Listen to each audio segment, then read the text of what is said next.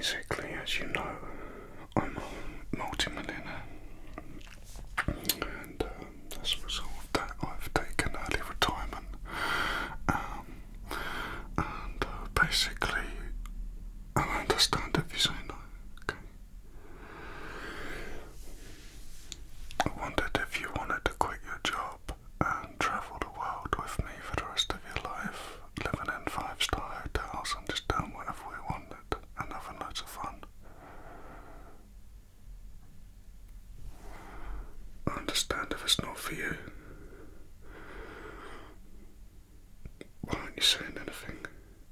Yes, I'm serious. Of course I'm serious. What do you say? Oh, I'm so glad you said yes.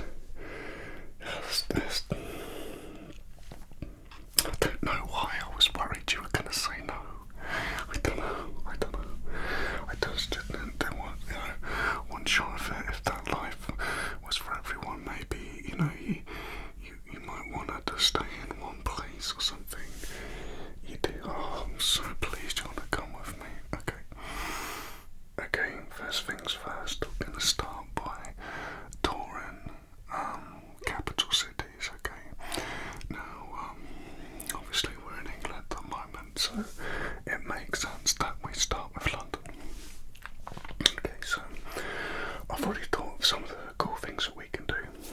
I went to university in London, and I lived up there for 4 years because I was a mature student, and I went to college for a year first, and then I went to uni because I didn't have any A-levels, so I had to go to college for a year first before I could do my degree. So I know London pretty well, or at least central London pretty well, and I made the most of my time up there by seeing a lot of the different places, and experiencing all of the different sites that are some of the well-known ones and some of the lesser-known sites that are available in the incredible city of London. And by City of London I mean the whole city, because the City of London is actually a separate area within London the city. I'll explain that in a minute. Yeah, so the City of London is actually a small area which is where the original City of London was, and it goes from the Tower of London to St Paul's Cathedral, and that's where the original City of London actually used to be. So that is still called the City of London, and it used to have, well, it still has its own mayor and its own police force. Okay. Now, obviously London has grown a lot since then, and London is divided up into different zones. So in the middle you have Zone 1, which is a big circle, and that is where the majority of the well-known sites are. Okay, that's the majority of the tourist attractions, so that's in the middle circle. Okay, and then all the way around the outside are rings that get bigger and bigger.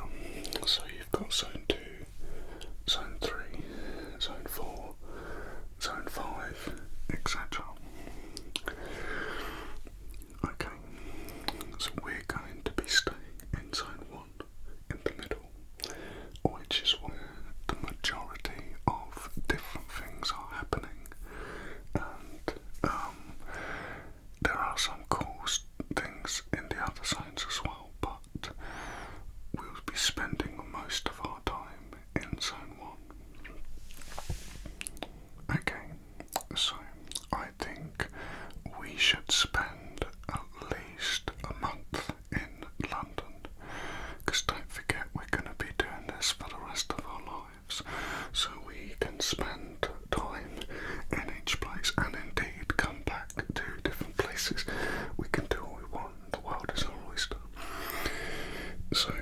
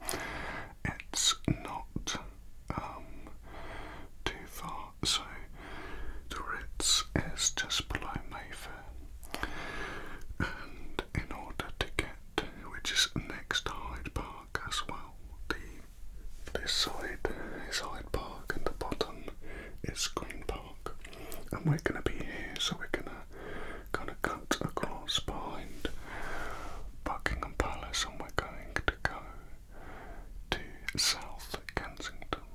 Okay, it's a lovely walk, really nice, through some beautiful, beautiful old Georgian architecture. Very expensive, multi-million pound houses. We're going to come out in South Kensington, which is next to Knightsbridge, which is where Harrods is. So I think once we've done those two museums, we should go and have a look in Harrods, which is an incredible building and a vast shopping experience that is quite unique. Harrods is like so big that if you're in the middle of it, you just look that way, and it's like it feels like it goes on forever in every direction. It's like something out of a magical Christmas film. It's really, really nice. And there is an ice cream parlour, I believe, somewhere in it. I think it's in the basement, so we'll have to check that out. Okay, now so once we've done that, I think we could go and get some lunch somewhere in maybe Knightsbridge. These are really nice areas, so we'll go to a nice restaurant in Knightsbridge and get some really nice lunch, okay? If you're still in the mood for museums, and there's loads, we can head across to the other side of London, and we can go, which is just next to St Paul's Cathedral, which is an amazing building and worth seeing just to look at. Just next to St Paul's Cathedral is the Museum of London, and it's a fascinating museum to see. In fact, I would say it's probably my favourite museum, and that's because I love London and I love learning about how it grew as a city from all through that time. And so the Museum of London takes you back to before, I believe, the Romans arrived, and I believe it was the Romans who named it Londinium 2000 years ago, and they started it off as a major city because of its geographical position on the River Thames. I think before that there were fairly primitive huts which the original inhabitants would have lived in before the Romans arrived, if I remember correctly.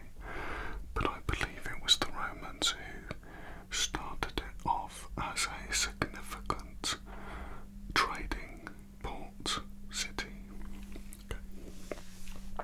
Now, this museum is very interesting because what it does is it starts you at the beginning, and then you walk through, and it literally shows you the timeline of the whole of London's history, all the way through to the present day. And then it shows you alternate potential futures that may or may not happen, which is very interesting. For example, I think one of them is where London's flooded. Another one, I think, is where everyone has to walk around with this special blue sunscreen on because the sun has become too dangerous. Stuff like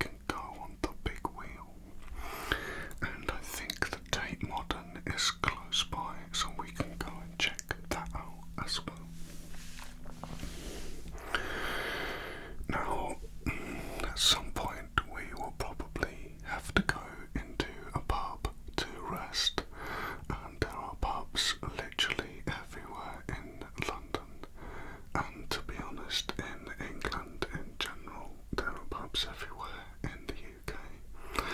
So we're not going to have any problems finding a pub.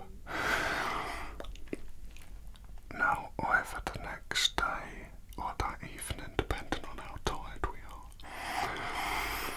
we can go up into Covent Garden, which is gorgeous, and it's like a square with shops around the outside, and has a area in the middle with shops in, and it's like a big kind of marquee kind of thing.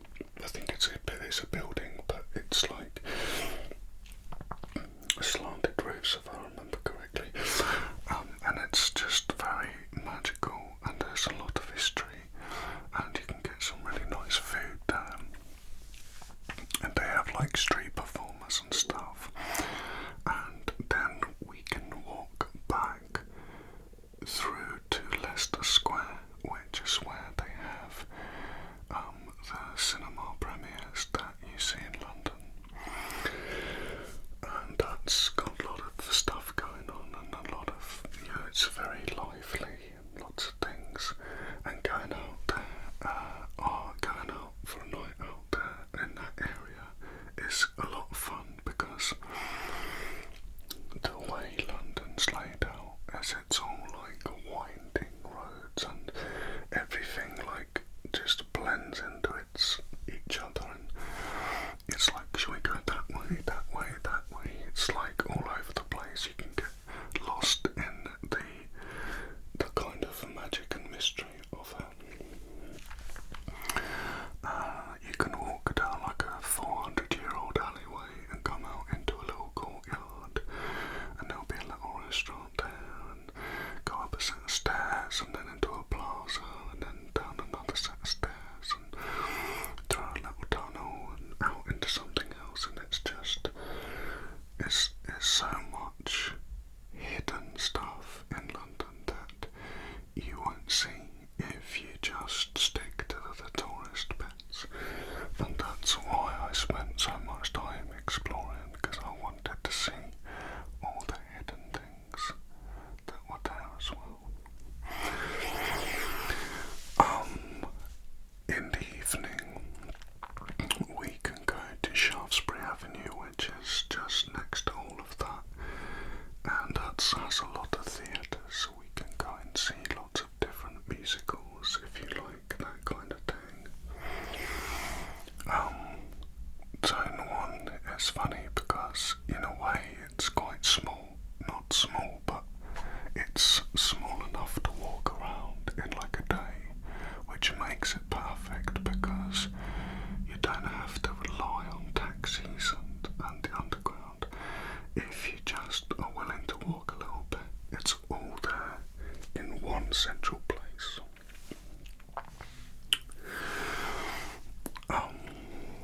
If you love old buildings, then there are some areas that are better explored than others. I love Georgian architecture, so walking around the Mayfair for me is just a joy in itself. It's like a dream world for me. I could just walk around the Mayfair all day and I'd be absolutely on cloud nine, just loving it, without having to actually do anything, just looking at the architecture. There's a lovely little hidden world, I think it's called Shepherd's Market in Mayfair, and you just walk through this kind of alleyway and it comes out into this little hidden world with people sitting around eating and drinking, and like little shops and apartments, and it's all old, and it's like, what?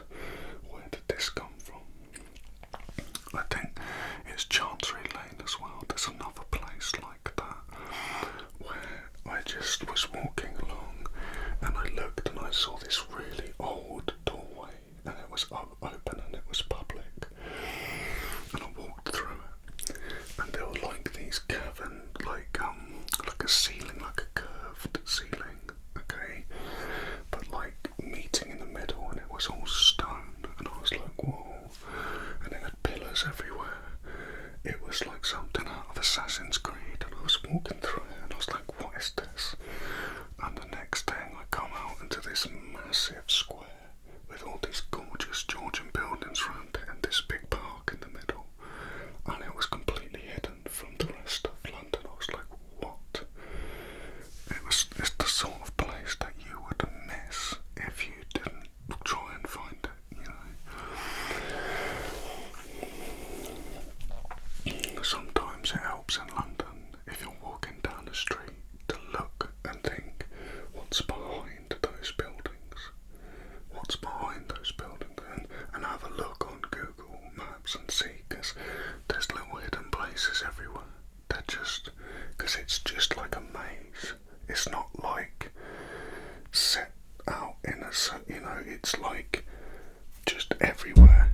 And that's, for me, what makes part of the reason that makes it so magical.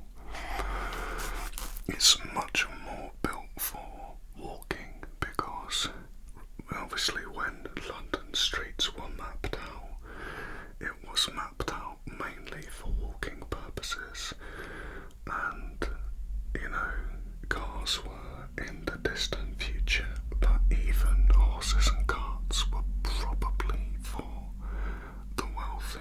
I would imagine that most people would walk, and so it's very walker friendly. It's a very walker friendly.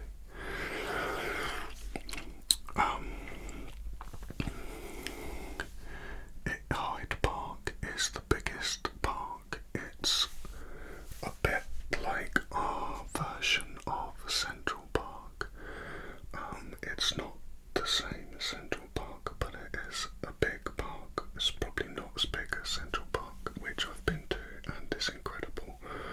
But it's big and it's worth exploring. I believe Kensington Palace is at one end of it, which is another beautiful palace. There's a number of palaces that are worth seeing as well in London, so Buckingham Palace, Kensington Palace, but also next to Buckingham Palace is St James's Palace, which is amazing. I think that's where the princes lived when they were younger, I think. But, okay, so there is also a really cool toy shop, which is called Hamley's, and that is in Regent Street, I believe, which was named after the Prince Regent. I think that was Prince George, maybe. Anyway, it's a really cool road that curves round and has this stunning Georgian architecture with the pillars. It curves round by Mayfair. It starts off at the Piccadilly Circus and ends in Oxford Street. And Hamley's is a very cool toy shop. Speaking of Oxford Street,